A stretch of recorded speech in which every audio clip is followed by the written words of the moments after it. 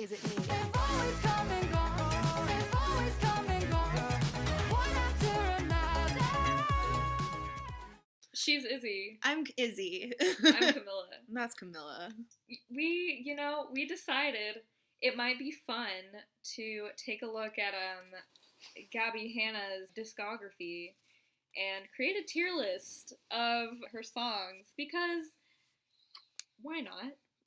You know, we're bored. Disclaimer, this isn't about Gabbie as a person. Nope. We're not going to be talking about all that, probably. Nah. We're just talking about her music. So we've got our 5 tiers, and on the top we got work of art. It's her mantra to turn your tragedies into a work of art. So like, these are the works of arts that we approve of. Yeah, we're comparing her songs to her other songs. We're not comparing her to other artists. We're not trying to say, oh, these are the best songs ever made. But for her, this is like pretty much the best she's got. And the second one is whoa. Good.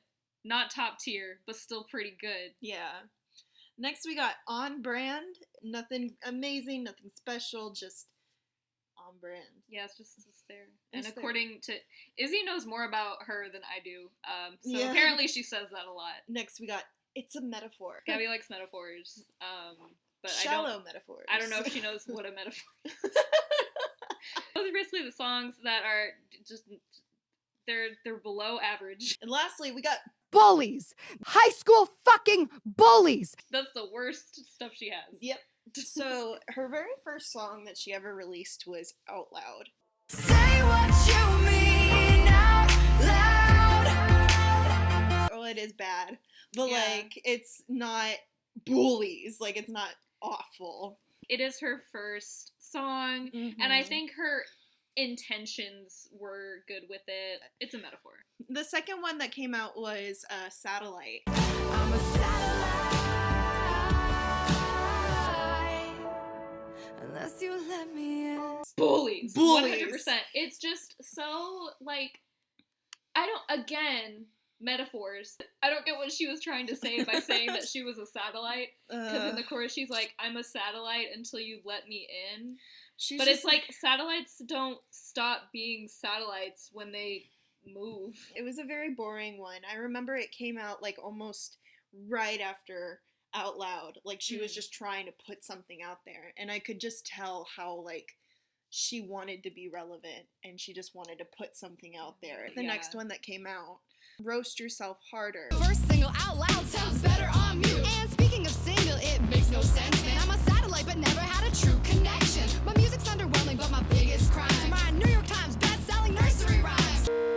I climbed out of my head and watched myself implode. A thought without a body ought to be the shot to take a load off. My brain is poisoned and I'm searching for the antidote. But every time I find it, my defenses scream, oh no you don't. Whoa.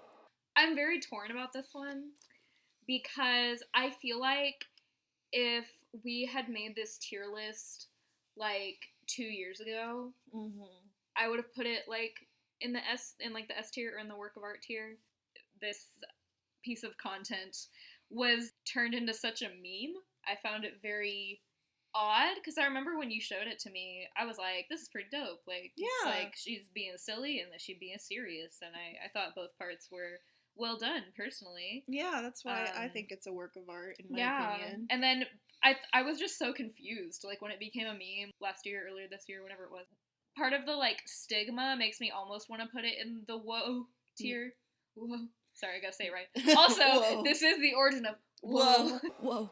I feel like no matter what we say, there's gonna, if anyone sees this, who knows?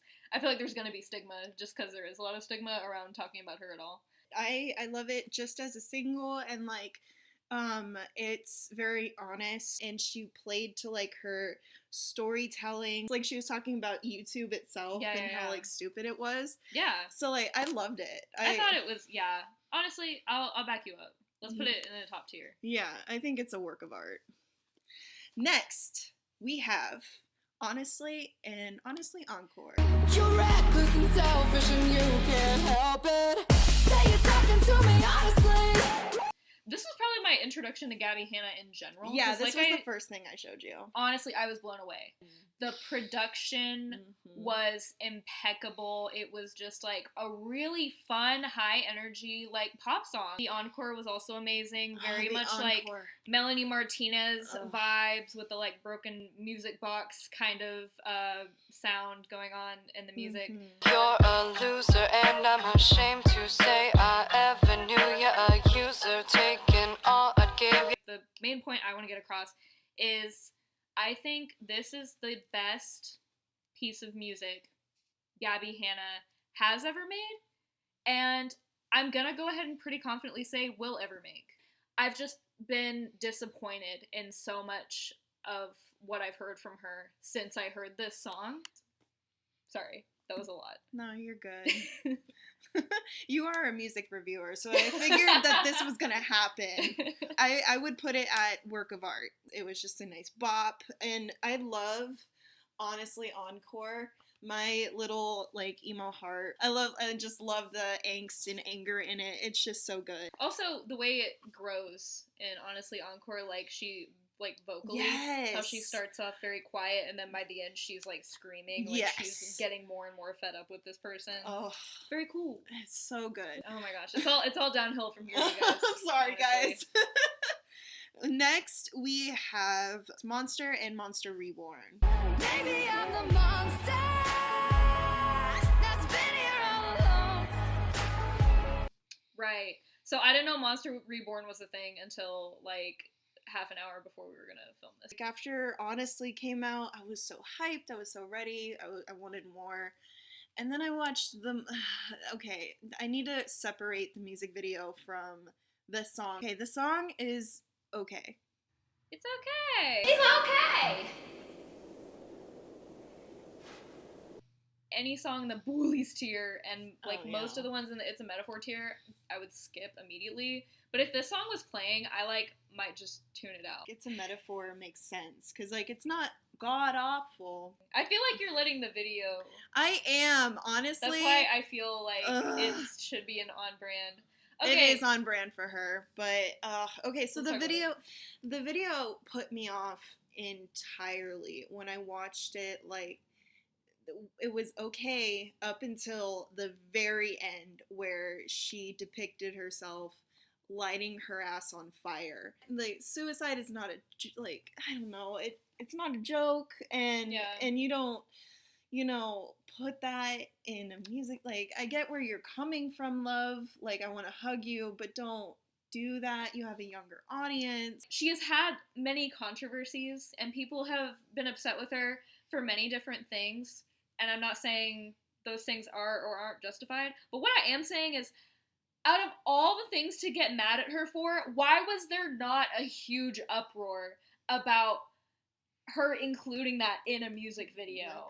That pissed me off so much. I can't believe nobody said anything. Nobody cared.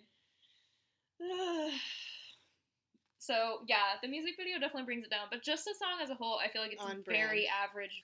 Next is Monster Genius. So what if I'm the monster that's been here all along? Maybe Which I'm the monster. I thought this was a pretty solid meme. I agree. I would rather watch this. And that freaking Genius interview is like, I think the first time I saw her being like, well, so this lyric actually means a couple of things. Yeah, she really does that. It's like when I say laying in my bed alone, I mean that I'm alone, but I also mean that there's no one next to me. Oh my god. So that line, people want to talk when I'm not around to hear, means a few things. Next, we have Medicate. Can you medicate a broken heart? Make your tragedies a work of art. I tend to not be a big fan of ballads. However, I do think this is, I think it's a great vocal performance from Gabbie. I agree. The melody is like, that melody gets stuck in my head sometimes. Mm-hmm. Again, I don't watch her videos. Apparently she says the make your tragedies a work of art thing a lot. Yeah. But my first time hearing that was in this song, and I was like, that's a good line. There was a couple of lines in there, like, the lyrics are really good on this one. Yeah, and, like, swallow hard, kill sadness with science. That's cool. Like, I like some of the lines in here. It's well done. And it shows that conflict of, you know, when you have some sort of mental health issue and you're debating, you know, taking medication. It's like it is a decision. There are two sides to it. There probably are other songs about that, but there probably aren't a lot. So I think it was definitely an original idea, and it's obviously something she's gone through. Yeah. It, like, teetered on the line of on brand and it's a metaphor. Really? Just a bit. Wow. Just I thought a you bit. liked this one. I did, and I don't know. I don't know why I put it on it's a metaphor, to be honest. Maybe I was criticizing my own taste in music when I put it on It's a Metaphor. Well, how do you genuinely feel about it? I genuinely really liked it. Okay. I bopped to this. Okay, y'all, public service announcement. If you like something, you like it. Yeah. You know, as far as, like, art goes, it's just, if you like something, own it. Like, you're not asking other people to think it's the best thing ever, or you're not even saying it's the best thing ever, but, like, if you like it, you like it. Okay. Oh, you got it. All of us. We all gotta own it. Guilty pleasures shouldn't exist when it comes to music. But as far as art goes, it's very, very subjective. Yes, and yeah, I'm gonna move it up to whoa. It's a good whoa. It's a good whoa. Whoa. She hit that. She hit the whoa. She hit the whoa with this one, guys. Yeah. Whoa. Butterflies. I know you really like Butterflies. I really liked Butterflies. Yeah. I did. This is gonna hurt, this is gonna hurt. Beware of butterflies, they'll break your heart. You know what's always a good thing to do with a pop song or any type of song? Quiet versus loud chorus. Ooh. It's an old trick, but it works every time. It's a perfect recipe. It really is. Another great vocal performance for her. I think she sounded really good here. Agreed. It's about when you meet someone that you're interested in romantically, and you see these red flags, and you know that, you know, it's a bad idea to get with this person, but then you do it anyway. That ending line of, like, maybe I like to hurt sometimes. That like kind of like mic drops. She's very aware. Yeah. Okay, when I was looking at the EP as a whole, I was like, okay, she is very aware of, like, a lot of what she's doing. Throughout this entire EP, she's learning how aware she is, but but what's infuriating is in the very last track where it says, I'm sorry, it ends with a dial tone. And then if you replay the entire EP again, it's starting again with the dial tone, meaning, like, she didn't learn shit. Very interesting. Like, come on. Going back to Butterflies, I seriously love it. It teeters on work of art and woe for me. Yeah, same. Broken Girls. You like broken girls because they make you feel put together. Dude, this song's kind of a banger. It slaps. It's very fun. There's, like, a jaunty little piano. There's a really wild chorus. Musically. There's a lot of crashing and it's like Godzilla destroying Tokyo, but, like, music. It's definitely not work of art territory. I put it in woe. I think it's a definite woe. Next, we have A Perfect Day. I saw I love you written in the steam, and I couldn't help but smile at the sweet message you left me, but it wasn't in your handwriting. She is a storyteller at heart, and when she tells this story, you feel all these emotions, and you go through that roller coaster. You know, it kind of showcases her best. Yeah, I agree. I think this is one of the most well-written songs lyrically that she has made. It almost feels like a diary entry. Like, it just feels very natural, and it just kind of keeps progressing through the story. But it ties the whole EP together because she keeps bringing back the motif of butterflies. Yep. And she, with the butterflies and with the what did I do to deserve this, that line, both of those things are, like, she sort of, they mean a couple different things, but, like, they really do. Like, at the beginning, she's like, oh, we had such a great day, I can't believe it, I don't even, what did I do to deserve this? Oh. And then basically, near the end of the song, she finds out that her man's was cheating on her, Yeah. with some girl who writes I love you in the mirror of the bathroom. And so then at the end when she says, what did I do to deserve this? Like, what did I do to deserve you lying to me and cheating on me and me finding out in this way? Double meaning. But then the butterflies too, because again, yes. it's a reference to the song Butterflies, so it kind of continues that theme and it ties things together. But also in the beginning, she's, you know, talking about, oh, you give me butterflies and like la la la. But then at the end, that whole, I love the section where she's like, Why'd you lie? Don't hurt my butterflies, butterflies. Watch them die. You killed my butterflies, butterflies. love So that. good. Super dramatic. I'm here for it. I love it. Those emotions. Yeah. They really, she targeted that. Like, I felt it. Yeah, it was really good. It was a really good use of dramatic irony because she told us in the song Butterflies will break your heart. And then in this song, she's like, hey, I had butterflies and this guy killed my butterflies and broke my heart. So it's like, we knew this was going to happen, but we're like sort of hearing it in the present tense. We're like, no, girl, don't do it. Don't do it. Don't do it. Oh, and the music. The The music is very great. The way that it builds so gradually throughout the entire course of the song. It starts out so subtle and so soft, and by the end, it's just these flourishes and this power and this craziness. So I'm honestly... Where are we putting it? I'm going to advocate for Perfect Day being in the top tier. Really? I think that is some top tier Gabbie Hanna right there. You know what? I think I can agree. I can completely agree. Next, we have Pillowcase. I've come to your funeral, but I won't promise to cry. Her bad, like, habits, I guess, is, like, kind of put into Pillowcase. Like, I don't want to come to your party, but I want the invitation. Like, trust me when I tell you not to touch me, but I'm craving your affection. And I guess that ties in with Heartbreak, is that, like, I hate you right now, but I still love you. I loved how dark it was. Yeah. Especially after how, like, pretty Butterflies and Perfect Day were. Small detail that I wanted to talk about after the first, like, line, I don't want to come to your party, but I want the invitation. There's this sound of, like, a page being turned. But I want the invitation.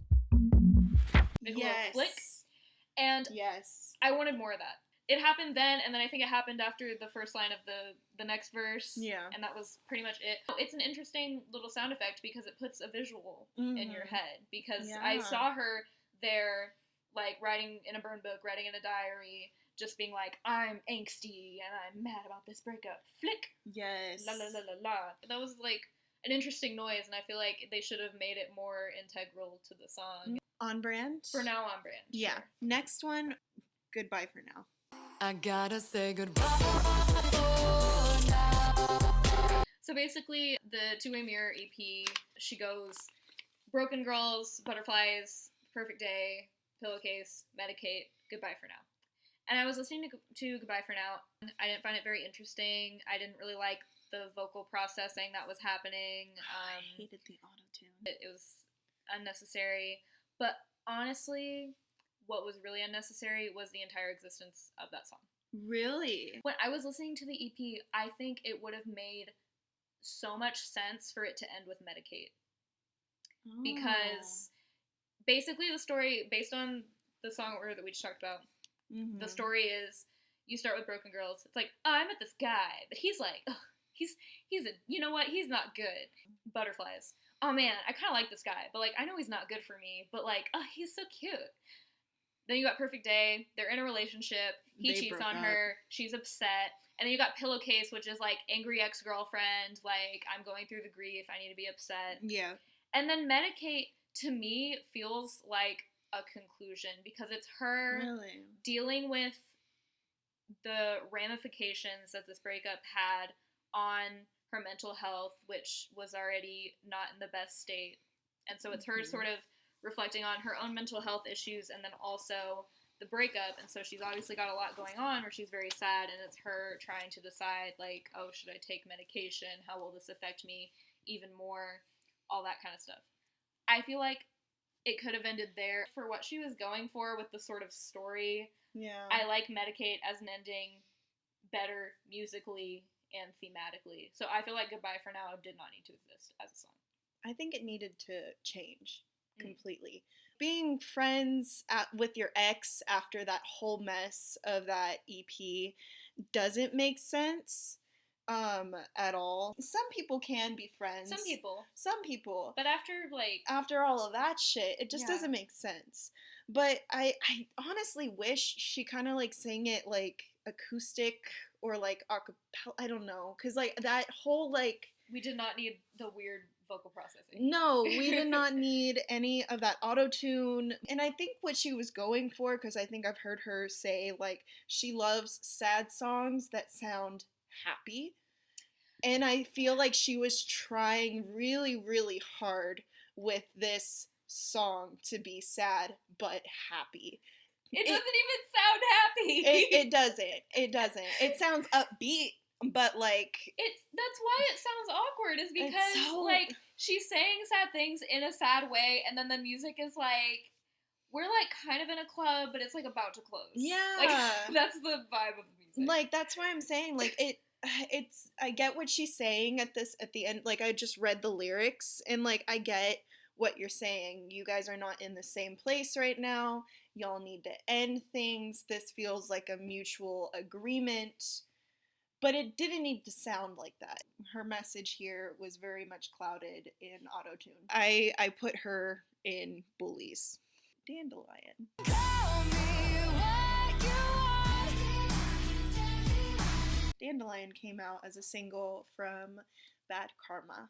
I want to put it in the Bullies tier. I've watched some of those videos of people making fun of her poetry, because who has poetry, quote unquote, because who hasn't? She has a poem where basically she says, when I was young, my mum used to check if the iron was hot by touching it, and I don't know, I just feel like there's a metaphor in there somewhere. It's so lazy. Yeah. That's what this song feels like. That's what it feels like. Like, dandelions look like flowers, but they're weeds. I didn't like the like playground taunt melody where it's like dandelion, dandelion.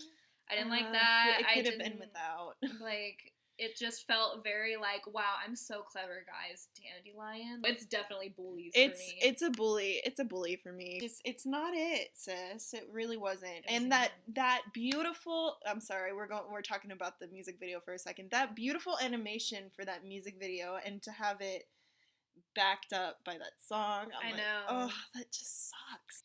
Next, we have Glass House.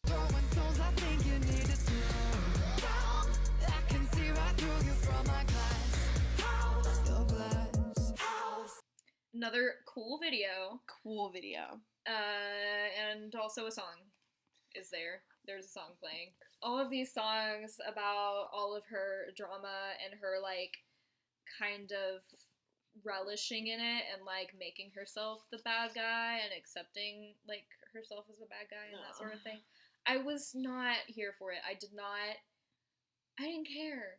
All of the songs in this EP kind of have the same problem, because they don't feel very self-aware, or they feel like she is being self-aware, but there's like a very obvious, like, filter through which she is looking at herself. Yeah. They feel very, like, self-pitying. They feel very pretentious. Mm-hmm.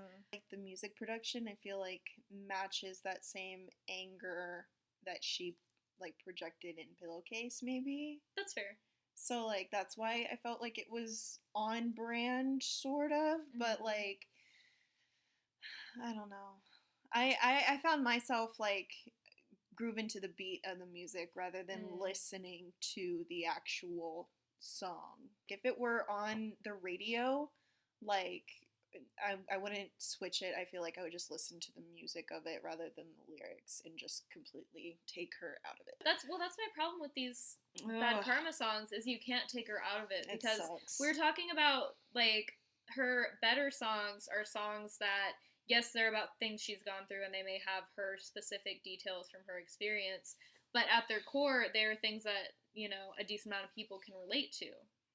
The problem with all these Bad Karma songs is you know what it's about. Yeah. You know it's about all of her YouTube drama and all of that situation. Backlash. When there are so many people who are upset with you, why would you make all these songs, like, reminding them why they don't like you? Like, I don't understand. So I personally would metaphor. put Glass House and It's a Metaphor, but Yeah. I mean, I don't know. I think I can agree with you. It's a metaphor. Next is Bad Karma. Paying for my past mistakes, your bad, bad karma. I had not heard this song before today. So I listened to this like right before we recorded, and then I forgot what it sounded like. So I listened to it again, and I still can't remember what it sounds like. Same. It's decent. Okay. So on brand. We can do on brand. Next is Special. I'm not special. I hate this song. Yeah. Again, it's more of these self-pitying lyrics. Also, her vocal performance bothered me so much because at the very beginning of the song, she does this weird, like, vocal scoop. She's like, I'm not special. I exaggerated. She's like, I'm not. She goes up and down. It sounds gross. I hate it. I can agree with Yeah. you. It's in Boolies. Like, there's nothing else to be said about this. It's just bad. Next, we have the last song of her Bad Karma EP, which is Happy. Happy. I'm way too fucking happy. This is where you could tell she wasn't, like, trying to do anything with this EP. Like, how with the other one, she had this whole story laid out. And then in this one, she's like, here's 4 songs where I'm really mad. And then also, here's the love song. Like, history repeats itself where she's trying to, like, push something out to be relevant, kind of like in Satellite. There was no thought. You could see that it was just self-pitying and happy. It was just abrupt, like, wrecking ball of, like, oh yeah, after all of that, I'm just happy. Like, Yeah, I wish Happy had been a separate single. yeah. I wish it hadn't, because, like, if you had all those other songs on EP, it wouldn't have been good, but at least it would have been cohesive. As for the song itself, lyrically, not good. This sounds like it was written by, like, a 5th grader. Like, it's, Yeah. she's like, I'm way too happy. Wow. Like, wow, did you not, like, have other words? The next one is Call Me Crazy. I'm such a mess, you don't even know the half of it. I must confess, I'm a chore. The chorus is pretty fun. Yeah. It's cute. Catchy. It's very catchy. But, again, this, in the verses, at the very beginning, as soon as she comes in, her voice is, like, she's yelling, it's super high. Your friends don't like when I'm around, and they all think that you should leave me bleeding. It's very uncomfortable, because it's not doing that thing that our ears like, where the verse is low, and then it goes high in the chorus, because that's what you're supposed to do. It's very awkward to come straight out of the gate, like, Yeah. like, very energetic and annoying. She wrote it for Trisha Paytas. And Trisha, you know, that whole, well, if you don't know, they got into a little big thing. And she no longer wanted the song anymore, so she used it herself. Even if the rest of the song's not that good, I feel like a good chorus can save a song. And I feel like yeah, like looking at the different stuff that we have up there, it makes sense. Yeah. All right. Lastly, we have her latest release, Shut Me Up. So shut me up, you'll never hear from me again. It's okay. It's okay! I like the whole guitar situation. That's what I was about to say. Like, I like the Going music on. production of the song. Yeah, it sounds good. That guitar really does catch you in the beginning. Like, that's what got me. It didn't do it for me. It just felt the whole notion of, like, you're bringing me down. Yo, is this song about YouTube? Because she thought YouTube was shadow banning her. Is this song written about YouTube? Shit. Is her being like, you shut me up because you won't show people my music video. Oh my god. Dude, that'd be funny. I'm gonna pretend that's what this song is about because it fits. I liked the musicality of it. And she had more of like a, I don't know, rockerish like tone in her voice when she sang in that type of vocal performance, which we've never seen before. And I feel like this was just the beginning of like maybe her dabbling into it. And I don't think it's awful. I don't think it's amazing. Here's another little tidbit too, is that this the 2 songs that we just rated were actually written before Honestly. So so those are old. So they were written a long time ago. So when she produced Honestly, she had announced that she was working on an album. That's right. And so, and these 2 songs were a part of that album. So part of me is like, hopefully back then Gabbie actually wrote something pretty good. I'm excited. I'm hopeful. I'm crossing my fingers. I want her to do good. When I said she hasn't topped Honestly, and I don't think she will, it's not me saying that I don't want her to top Honestly. People who are making art, like, you want them to, if that's what they want to do with their lives, you know, they should be good at it, and they should be constantly trying to improve. And I feel like Gabbie has not been doing that musically. No, and I think she's kind of like been stuck in this midst of the drama, and I feel like once she gets out of there and she really just, you know, expands on anything else, I feel like she could do it. On brand. I think I also just, like, the part of me that appreciates, like, symmetry, like that visual of how even everything is. Yeah, that is very pretty. And she's got a lot of on-brand songs. She's got a lot of average songs. Which, honestly, for a YouTuber, that's pretty good. That is pretty good. Because a lot of, nowadays, a lot of the YouTubers making music would have a lot of BOOLIES songs. That is our ranking. Yep, of all of her songs so far. She's about to come out with an album, so this will be outdated soon. Yeah. Thanks for watching. What if I'm the mom?